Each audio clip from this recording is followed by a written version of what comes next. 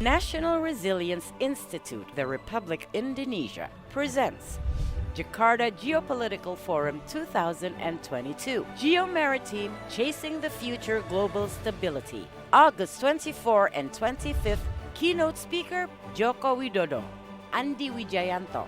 Speakers: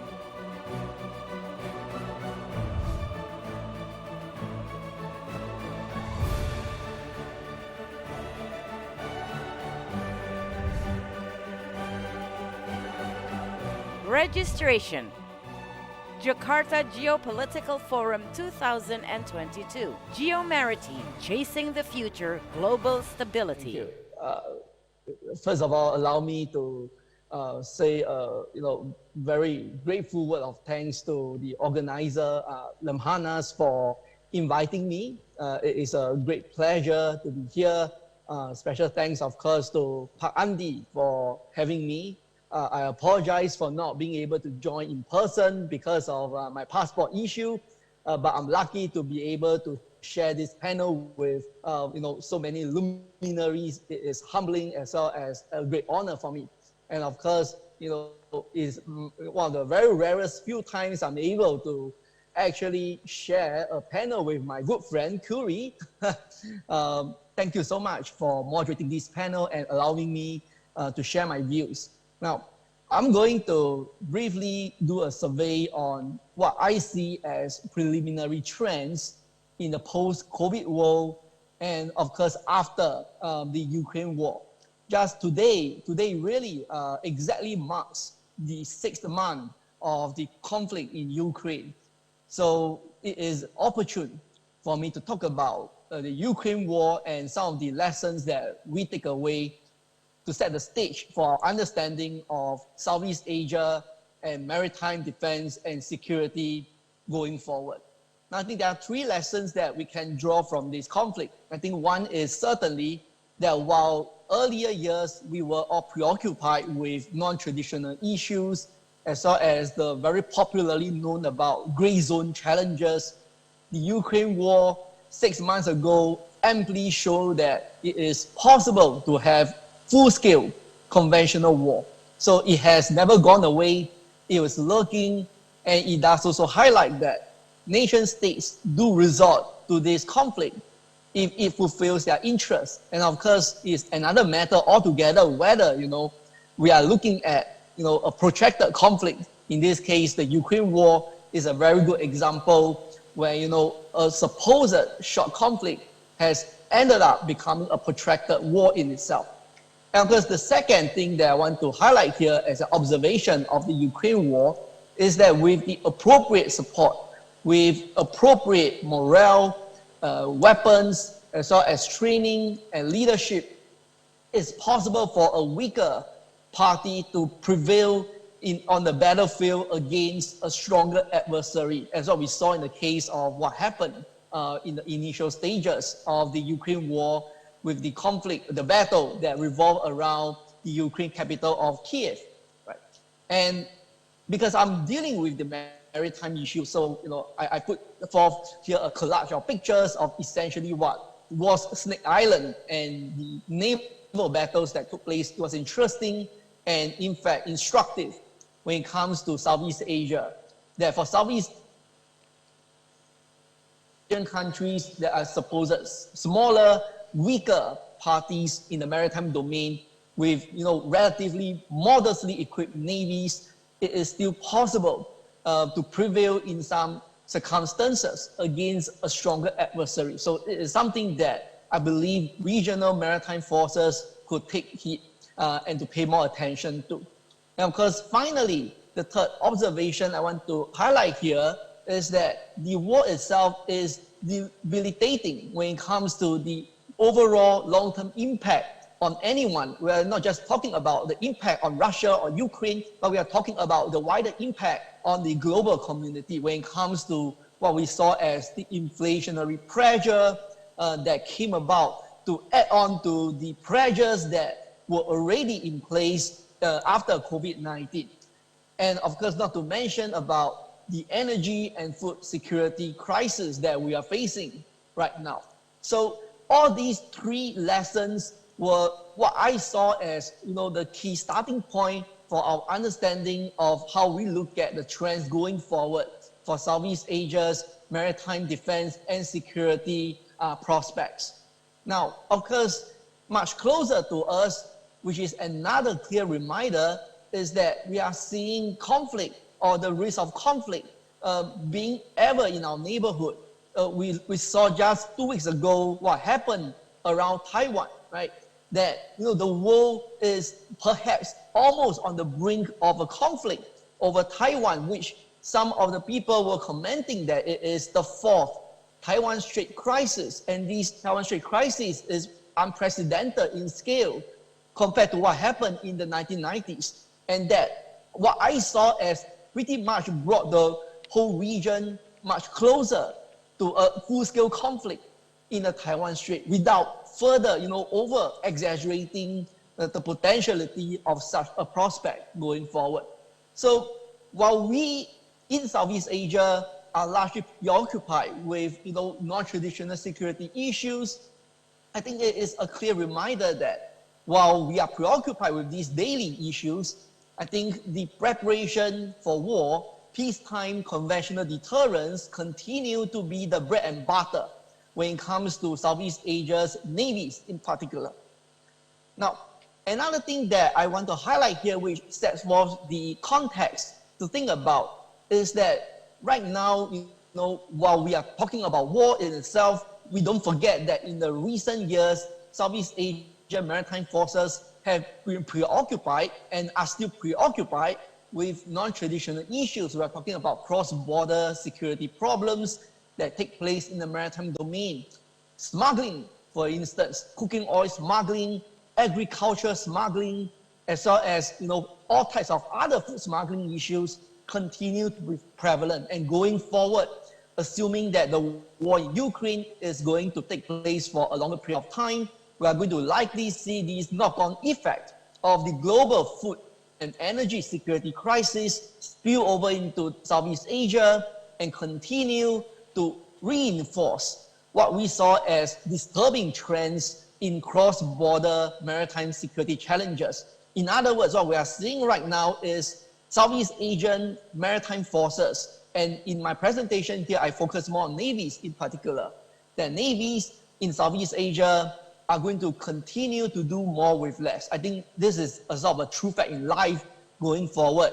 And to be honest, this is not unique only to Southeast Asia. It also happens in some other region as well. But suffice to say is that traditionally, Southeast Asian maritime forces, when navies in particular, have been performing a whole spectrum of operations ranging from what we call low-intensity operations to high-intensity operations.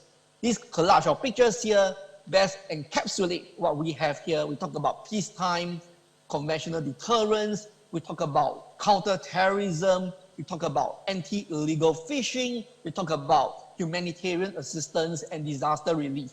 All these set of missions has been the bread and butter, part and parcel of life for Southeast Asian maritime forces. With or without COVID-19, with or without the Ukraine crisis, this is going to continue to be the norm going forward. And allow me to highlight here that while at the same time, the most straightforward understanding is that given the range of challenges that Southeast Asian countries are going to face in the maritime domain, then the straightforward measure to undertake is to continue the build-up of one's maritime forces. I put forth here, what I saw as a very clear, trajectory that we are facing. That in Southeast Asia, just using select figures before and after COVID-19, I think it's clear that going forward, the debt burden is going to remain an issue. The debt burden is important to highlight here because if you recall, in the past 2 years, governments have been trying to focus more of their energies in putting up, subsidies to deal with, social security challenges emanating from unemployment, as well as other impact of COVID-19. And of course, to put more resources into improving public health care, which of course what we saw as going forward, governments are going to keep doing, right? However, at the same time, COVID-19 period also brought forth, the malaise when it comes to economic development. Revenues reduced drastically. At the same time, public expenditures increased, right? Which thereby led to the issue with fiscal and budget deficit in the countries. And going forward, it will take a few more years for the countries to bridge their deficit. And all the rosy pictures about economic rebound over the past 2 years, to me, appear to be overly optimistic for two reasons. One is that the very nice figures that we saw in terms of the growth year on year has very much to do with the fact that it started and was being compared to the low points of COVID-19. So when you compare that low points with COVID-19 period, obviously the increase is very huge. For example, some countries registered more than 200% increase in foreign tourist arrivals. And that is only because in the past 2 years, there has been very few tourist arrivals because of COVID-19. So going forward, the second trend is that the Ukraine war and the attendant impact of inflation, as well as food and energy crisis, is going to weigh down more heavily on these fiscal realities going forward. So in other words, it doesn't bode well for Southeast Asia's maritime forces.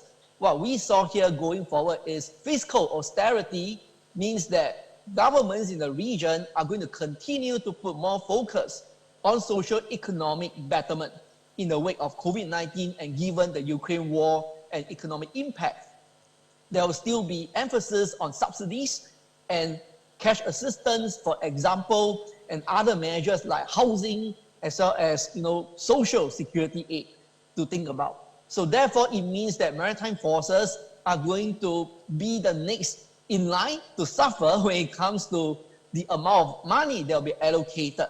So we are talking about money allocated for maintenance of daily operations, but we are also referring to money that is allocated for new acquisition. And the second part is something that is more worrisome, considering that much of the equipment in service with Southeast Asian maritime forces dated back as late as probably the 1990s at best. And going forward, by the time we reach the end of next year, it will be almost near 40 years old for each platform. And typically, a Navy ship could serve 40 to 50 years with good maintenance. But if you're not talking about good maintenance, then it does bring forth operational availability issues as well as safety issues.